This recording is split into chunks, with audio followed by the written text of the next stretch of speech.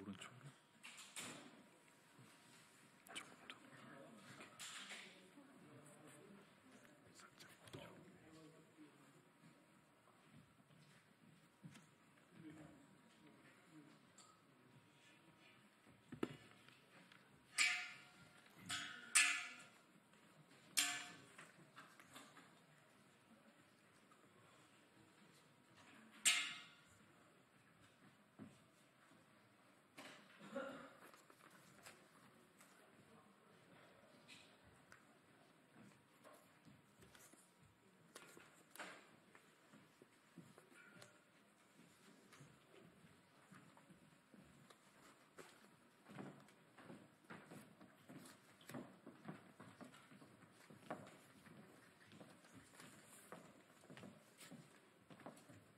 자, 요거는 이렇게 오르내리가 할 수 있으니까요.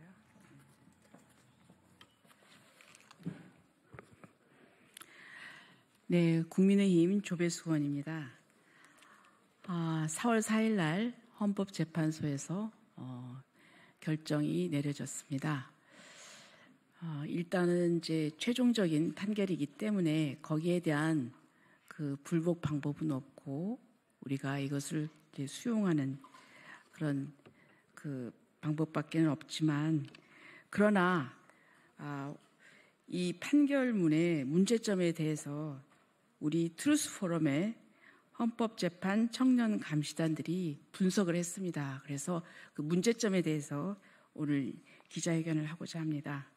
그래서 오늘 트루스 포럼의 김은규 대표님 인사하시고요. 그다음에 청년 회원인 윤지혜 회원, 유지혜 회원, 그리고 황예원 트루스 포럼 간사, 그리고 트루스 포럼의 또 청년 회원인 이건희, 이지우 회원들이 이제 같은 성명에 동참했습니다.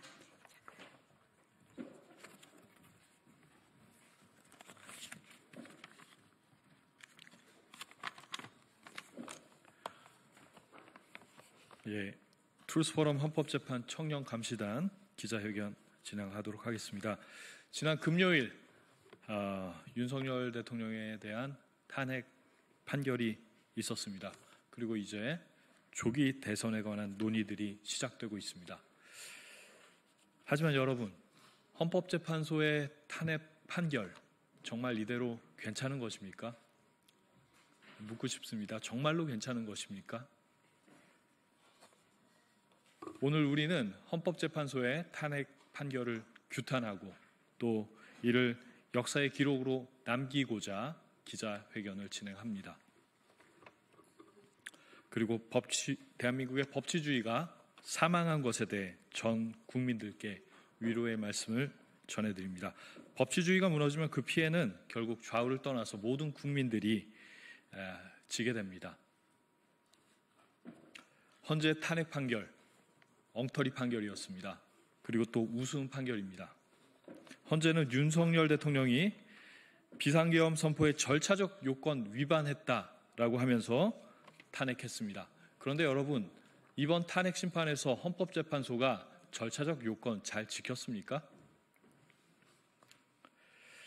변론기일 지정부터 문제였습니다. 그리고 또 변론시간 제한, 각종 증거 신청 기각, 증거법상 절차 위배 등 이런 많은 문제들에 대해서 많은 헌법학자들과 또 법률가들이 비판을 제기했습니다.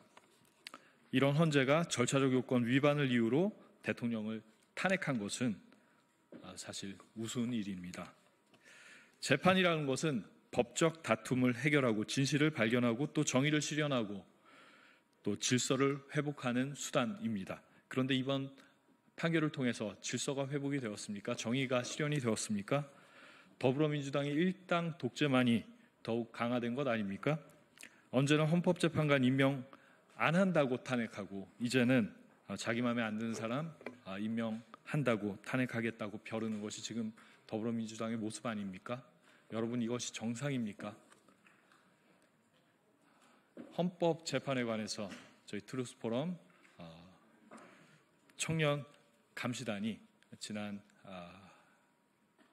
2번의 기자회견을 진행했습니다. 이번 기자회견을 통해서 심판의 문제점 다시 한번 정리하고 목소리를 내려고 합니다.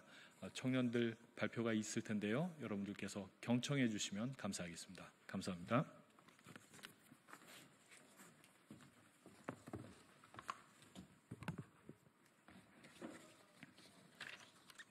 1. 과연 무리 없는 재판이었습니까? 지난 5일 문영배 헌법재판소장 권한대행은 탄핵 심판이 무리 없이 끝난 데에는 헌신적인 헌법연구관들과 열정적인 사무처 직원들의 기여가 있었다라고 말했습니다. 그런데 정말 탄핵 심판이 무리 없이 끝난 것입니까? 비상계엄 선포의 절차적 요건 위반을 이유로 윤석열 대통령을 탄핵한다면 헌법재판관들이야말로 탄핵 심판 과정에서 절차적 요건을 엄격히 지켰어야 하는 것 아닙니까? 재판관이 헌법상 기본권을 침해하는 낯뜨거운 모습도 있었습니다. 김용현 장관은 1월 23일에 진행된 4차 변론 기일에서 형사재판이 진행 중이어서 사실이 왜곡될 우려가 크기 때문에 증언을 거부하겠다라고 말했습니다. 그런데 이에 대하여 문형배 재판장은 본인이 증언을 거부하겠다고 하면 거부할 수 있지만 그렇게 할 경우에 일반적으로 판사들은 그 증인의 신빙성에 대하여 낮게 평가한다라고 말했습니다. 헌법 제12조 제2항은 모든 국민은 고문을 받지 아니하며 형사상 자기에게 불리한 진술을 강요당하지 아니한다고 규정합니다. 김용현 장관은 이 규정이 보장하는 자기 부재 거부 특권에 의해서 증언을 거부하겠다고 한 것입니다. 그런데 문영배 재판관은 헌법상 보장된 권리 행사에 대해 부정적인 언급을 하였습니다. 판사나 검사가 헌법적 권리를 행사하는 것에 대해 부정적인 코멘트를 하는 것 자체가 위헌이 아닙니까? 이 같은 언급 자체가 헌법상의 권리를 부정하는 것이나 다름이 없습니다. 헌법재판소는 윤석열 대통령에 대한 탄핵 심판 절차를 진행하면서 수많은 헌법과 형사소송법상의 절차적 요건을 지키지 않았습니다. 벼락 같은 변론 기일 지정, 변론 시간 제한, 각종 증거 신청 기각, 증거법상 절차 위배 등에 관하여 많은 헌법학자와 법률가들이 지속적으로 문제를 제기해 왔었습니다. 또한 이번 탄핵 심판에서는 가장 중요한 이슈가 전혀 해결이 되지 않았습니다. 그것은 바로 부정선거에 대한 검증입니다. 이번 계엄령이 선포된 주된 이유는 사법부에 의해서는 더 이상 부정선거에 대한 검증이 불가능했기 때문입니다. 그러나 헌재는 부정선거 검증에 관한 증거 신청을 철저히 기각했습니다. 국민들은 이에 대해서 의아해하고 있습니다. 헌재의 8대0 전원 일치 결정에도 불구하고 이번 결정은 부정선거 의혹 해소에 아무런 도움이 되지 않았고 오히려 의혹만을 더욱 키우게 되었습니다. 이에 더하여서 국회가 헌정 질서를 문란하게 하는 전례 없는 탄핵 남발과 예산 폭거 등의 행위를 하고도 적반하장으로 이를 막으려는 대통령을 탄핵 소추한 행위에 대해서는 제대로 된 평가조차 이루어지지 않았습니다. 이는 불법 행위를 행하는 자가 이 불법 행위를 막는 자를 법률로 처벌해달라고 요구한 것이었는데도 말입니다. 심지어 이제는 부정선거 의혹을 주장하는 사람을 처벌하는 법률안까지 만들어 선거에 대한 국민의 검증권을 전면적으로 차단하려는 시도까지 벌이고 있습니다. 나아가서 8대0이라는 결론은 더욱 문제가 많습니다. 사소한 분쟁에도 서로 다른 의견이 있고 이를 재판하는 기관은 다수 의견, 소수 의견, 보충 의견으로 다양한 견해를 제시하는 것이 보통입니다. 중대한 사안일수록 주장의 대립은 더욱 극명하게 두드러지는 것이 일반적입니다. 그러나 이번 탄핵 심판 결정은 미개한 인민재판 수준의 전원 일치 판결을 내렸습니다. 국론 분열을 막는다는 미명입니까? 아니면 장막 뒤에 숨는 비겁함입니까? 헌법재판소가 정말 정의를 세우는 곳이 맞습니까? 아니면 정치하는 곳입니까? 이번 탄핵 판결은 무리 없는 결정이 아니라 무리로 가득한 결정입니다. 그리고 헌재가 다수당의 횡포에 휘둘리는 국회의 하수인이라는 사실을, 존재 가치가 없는 기관이라는 사실을 많은 국민들과 국제사회에 선포한 판결입니다. 헌법재판소에는 정치만 있고 법치는 없었습니다. 이번 대통령 탄핵 심판은 법치주의의 사망을 선포한 판결입니다.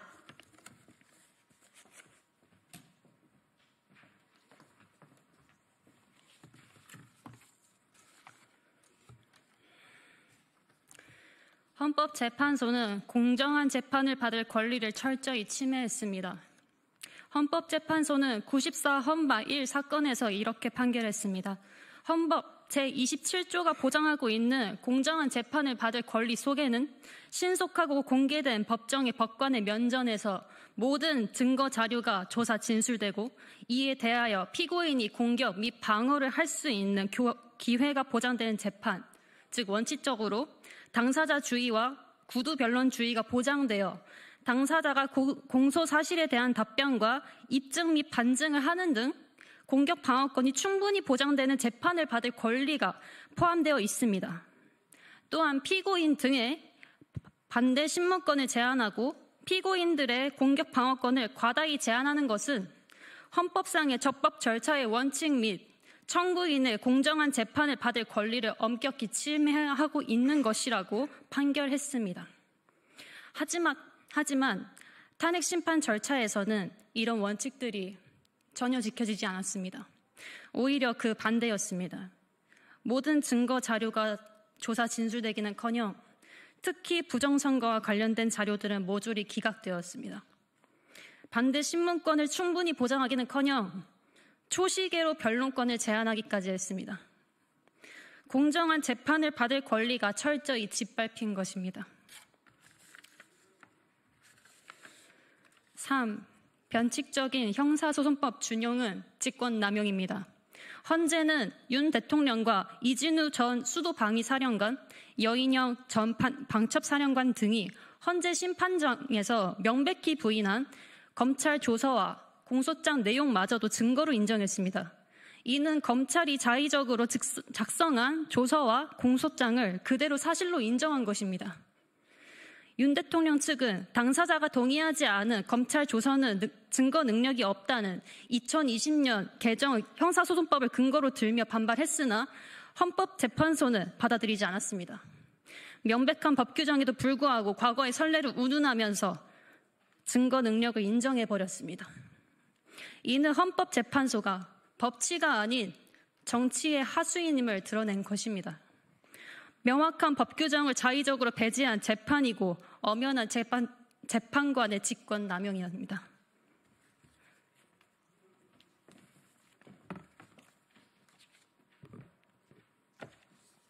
4. 헌재는 거대 야당 더불어민주당의 입법 독재의 공범입니다. 헌재는 줄탄핵, 예산핵, 삭감 등 야당이 다수 의석을 내세워 윤 대통령 임기 동안 횡포와 전횡을 일삼은 점을 인정했습니다.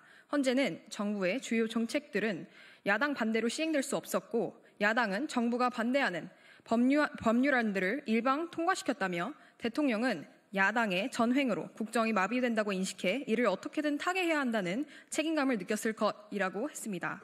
그러면서 국회는 정부와의 관계에서 관용과 자제를 전제로 대화와 타협을 통해 결론을 도출하도록 노력했어야 한다라고 지적했습니다. 하지만 헌재는 거대 야당이 3년 넘게 지속한 이 같은 횡패와 전횡이 얼마나 심각한 것인지에 대해서는 제대로 조사하지 않았습니다. 줄탄핵으로 국무회의를 무력화하고 정부 기능이 사실상 마비된 상태에서 언제까지 관용과 자제가 해답이라고 강제할 수 있겠습니까? 헌재는 이에 관해 아무런 판단이 없습니다. 거대 야당의 입법 독재와 법을 빙자한 횡포와 만행을 정당화한 것입니다. 더구나 부정선거 의혹만큼은 민주주의의 최소한도의 요구이자 의혹 검증은 검주주의의 요체입니다. 모든 국가기관의 권력 행사는 선거에 의해 비롯되기 때문입니다. 하지만 헌재는 이에 관한 대통령의 계엄 사유 주장에 대하여는 증거 신청을 모조리 기각했습니다. 거대 야당의 횡포는 무엇으로 견제하시겠습니까? 줄탄핵과 예산삭감, 나아가 이상할이 많지 부정선거 의혹에 대한 진상규명을 방해하고 중국을 위해 간첩법 개정까지 맹목적으로 반대하는 거대 야당은 책임이 전혀 없는 것으로 보입니다. 헌재가 거대 야당의 하수인입니까? 이번 판결로 헌재는 거대 야당의 입법 독재의 공범이 되었습니다. 5. 사법부의 독립이 비리를 감추는 수단이 될 수 없습니다. 헌재는 대통령이 비상계엄 선포 직후 여인영 전 국군방첩사령관과 홍장원 전 국정원 1차장을 통해 주요 법조인과 정치인 위치를 파악하려고 시도한 점도 탄핵 인용 사유로 인정했습니다. 그리고 현직 법관들이 언제든 행정부에 의해 체포 대상이 될 수 있다는 압력을 받을 수 있다면서 사법권 독립의 제도적인 기반을 무너뜨리는 것이라고도 했습니다. 홍 전 차장은 변론 기일에서 김명수 전 대법원장과 권순일 전 대법관 등 법조인과 정치인 이름이 포함된 체포 명단을 받았다고 진술하면서 이른바 홍정원 메모를 공개했습니다. 하지만 이후 거짓말이 드러나 신빙성 논란이 불거졌습니다. 그렇지만 헌재는 그의 증언과 증거를 대부분 인정했습니다. 부정선거 의혹은 선거 관리에 연루된 법관들에 대한 의혹을 또한 포함한 것입니다. 실제로 중앙선관위원장을 역임한 권순일 전 대법관은 대장동 50억 클럽의 의혹을 받고 있습니다. 사법부의 독립은 공정한 재판을 위한 것이지 비리와 의혹을 감추기 위한 수단으로 남용될 수는 없습니다. 계엄은 영장주의의 예외입니다. 따라서 계엄이 정당하다면 부정선거 의혹과 연루된 법관에 대한 체포 지시 또한 정당한 것이 될 수 있습니다. 계엄이 불법이라면 체포 지시는 불법이 될 것입니다. 이를 판단하려면 계엄의 사유, 특별히 부정선거 의혹에 대한 대통령의 주장에 대해 철저한 증거 조사를 진행해야 했습니다. 하지만 선관위 사무총장의 동의에도 불구하고 선관위와 관련된 증거 신청은 헌재가 모두 받아들이지 않았습니다. 이러고도 사법부의 독립을 운운하시면서 탄핵 판결이 정당하다고 말하는 것은 옳지 않습니다.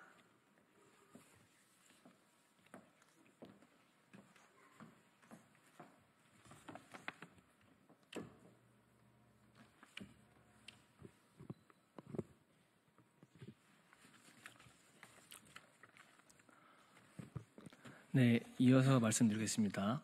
6. 국가 비상사태에 대응하기 위한 계엄은 정당합니다. 1.23 비상계엄 당시 계엄사령부가 발령한 포고령 1호에 대해서도 헌재는 국회, 지방의회, 정당활동을 금지해 국민의 정치적 기본권과 단체 행동권, 직업의 자유 등을 침해했고 언론, 출판, 집회, 결세의 자유를 전면적으로 제한했다고 했습니다. 따라서 헌법의 근본 원리인 국민주권주의와 자유민주적 기본 질서를 위반했다고 판단했습니다. 그러나 계엄은 기본적으로 헌재가 적시한 이러한 행위를 하기 위하여 존재하는 것입니다. 이러한 행위가 있었느냐가 문제가 아니라 이러한 행위를 야기하게 한 그 원인 행위, 다시 말해서 계엄은 초래 행위인 야당의 국헌 문란 행위가 무엇인지를 먼저 확정했어야 합니다. 부정선거에 대한 검증이 불가능한 현재 국가 상황은 비상 상황이라고 할 수 있습니다. 이에 대한 증거 조사를 통한 사실 확정 없이 선관위에 계엄군이 출동하였다는 사실만을 계엄령이 헌법 위반이고 헌법기관의 침탈이라고 할 수 없습니다.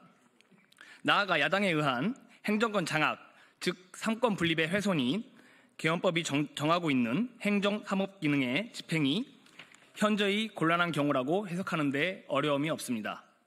그럼에도 불구하고 계엄령의 정당성에 대한 피청구인 측의 주장에 관해서는 증거 신청도 받아들이지 않고 반내 신문권도 제한했습니다. 또한 변론기일 지정조차 벼락치기로 잡는 과정을 보면서 헌법재판관에 대한 국민들의 의혹과 불신만 더욱 커졌습니다. 나아가 비상사태에 대응하기 위한 대통령의 고유 권한인 계엄에 대해 비상시적으로 높은 기준을 적용하는 것은 발생 가능한 국가 비상사태를 해결하는 데 심각한 위험을 초래할 수 있습니다. 특별히 국회가 반국가 세력에게 사실상 조종되고 장악되는 상황이 발생한다면 이를 견제할 수단이 전무해진다는 것과 중국과 북한의 은밀한 침투가 고도로 치밀해지고 있는 현실에서 이번 판결은 심각한 문제를 가지고 있습니다. 7. 헌법재판소를 탄핵합니다. 수백만 명의 사람들이 모여 대한민국의 정의를 세우고자 외쳤습니다. 하지만 정의는 죽고 일방적인 정치만 남았습니다. 법 해석의 법치는 없고 재판관의 자유적인 인치만 남았습니다. 헌재 탄핵 판결은 더불어민주당의 입법 독재를 정당화한 비열한 판결입니다. 국민 통합에 실패한 엉터리 판결입니다. 또한 대한민국을 조정하려는 중국의 계략에 대해 대한민국을 던져버린 무책임한 판결입니다. 현재 많은 국민들이 법치주의가 무너진 참담함에 분노하고 있습니다. 헌재가 진정 판결을 통해 국민들을 통합하려 했다면 적어도 계엄의 주된 이유였던 더불어민주당의 탄핵 남발과 국정 마비에 대한 면밀한 검토가 있어야 했습니다. 부정선거 논란에 관해 선거에 대한 불신이 없도록 선관위에 대한 면밀한 조사가 있어야 했습니다. 하지만 헌재는 이를 모두 묵살했습니다. 8년 전 거짓 선동기사를 그대로 인용하여 박근혜 대통령을 탄핵시킨 헌재는 다시 한번 대한민국과 미래 세대에게 지울 수 없는 죄를 지었습니다. 역사의 심판을 받아야 합니다. 이에 우리는 헌법재판소를 역사의 법정에 탄핵합니다. 그리고 이것을 대한민국에 미리 선포합니다.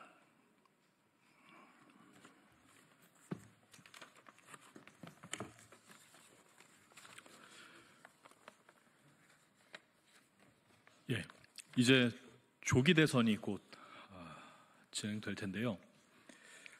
이 조기 대선에서 선거에 대한 국민의 신뢰를 꼭 회복해 주시기 바랍니다. 선거는 민주주의의 기둥입니다. 추호의 의심도 받아서는 안 되는 민주주의의 가장 중요한 거룩한 재전입니다. 선거는 공공의 것이고 선거의 공공성으로부터 국민의 검증권이 도출됩니다. 평범한 일반인들의 검증권을 보장하지 않는 선거는 위헌입니다. 이것이 2009년 독일 연방헌법재판소의 판결입니다. 하지만 대한민국 선거에서 국민의 검증권이 여러분 정말 보장이 되고 있습니까? 여러분, 대한민국의 주인은 도대체 누구입니까? 대한민국의 주인이 국민입니까? 아니면은 선거를 장악하고 있는 일부 카르텔입니까? 진정 여쭙고 싶습니다. 대한민국에서 가장 부패한 가족회사, 또 선거 사건에 대한 조사권과 고발권으로 국회의원들 목줄까지 잡고 있는 무소불위의 선관위는 공정한 선거를 갈망하는 국민들에 대한 겁박을 당장 멈춰 주시기 바랍니다. 공정한 선거, 좌우를 떠난 문제입니다. 선거에 대한 모든 의혹은 해소되어야 하고 의혹을 사전에 차단하는 제도 개선 반드시 있어야 됩니다. 이에 우리는 선거에 대한 국민들의 의혹을 불식시키기 위해 국민의힘과 더불어민주당을 비롯한 모든 정치권에 다음의 내용을 강력히 요구하는 바입니다. 첫 번째, 사전투표 폐지해 주십시오. 그리고 종이투표와 현장 수개표를 진행해 주시기 바랍니다. 이를 위해서 법 개정을 진행해 주시기 바랍니다. 두 번째, 이번 조기 대선에 관한 당내 경선이 진행이 될 텐데요. 이것도 종이투표와 현장 수개표로 진행해 주시기 바랍니다. 특별히 국민의힘은 부정선거 의혹을 가지고 있는 많은 국민들의 뜻을 외면치 말아주시기 바랍니다. 그리고 마지막으로 세 번째, 이번 조기 대선에 관해 적어도 선거법 규정에 따라서 투표지에 투표관리인 개인 도장을 날인해 주시기 바랍니다. 이렇게 조치해 주시기 바랍니다. 이를 위해서 한덕수 권한대행께서는 행안부에 이를 조속히 지시해 주시기 바랍니다. 감사합니다. 예, 이것으로 마치겠습니다. 감사합니다.